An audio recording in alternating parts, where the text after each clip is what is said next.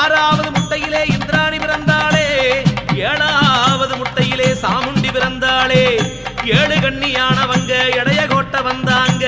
மக்களையார் மனை இருந்து வாழையடி வாழையாக வாழ வைப்பேன் என்றாங்க.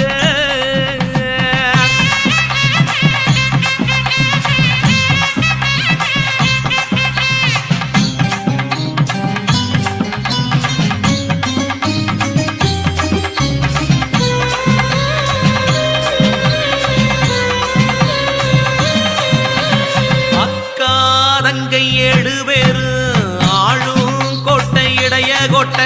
நம்ம மக்களை யாரு சொந்த பந்தம் நின்னு காக்க வந்த கன்னிமாரு. அக்கா தங்கை ஏழு பேரு ஆளும் கோட்டை இடைய கோட்டை. நம்ம மக்களை யாரு சொந்த பந்தம் நின்னு காக்க வந்த